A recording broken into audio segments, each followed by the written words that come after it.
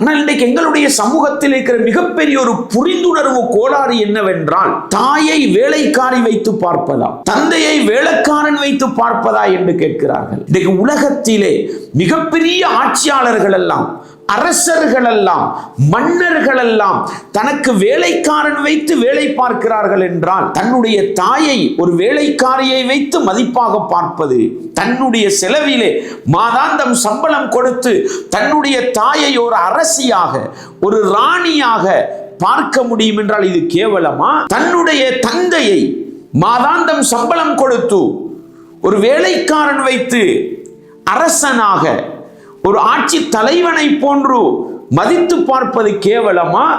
அல்லது தன்னுடைய தாயையும் தந்தையையும் ஏசுகின்ற, திட்டுகின்ற, விருப்பம் இல்லாமல் பராமரிக்கின்ற ஒரு மனைவியை வைத்து பார்ப்பது கேவலமா? இதை புரிந்து கொள்ளாத இஸ்லாமிய உறவுகள் நாங்கள் என்ன செய்கிறோம்? என்ன செய்தாலும் மனைவிதான் பார்க்க வேண்டும்.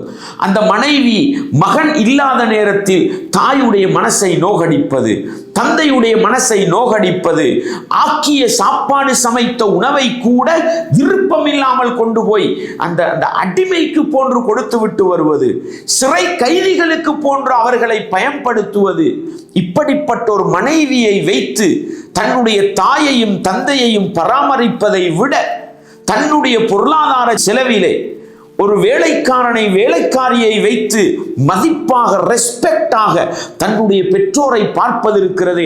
இதுதான் இஸ்லாத்தில் மதிப்புமிக்க செயல் என்பதை நானும் நீங்களும் மறந்து விடாமல் உள்ளத்திலே ஆழமாக நிறுத்திக் கொள்ள வேண்டும்.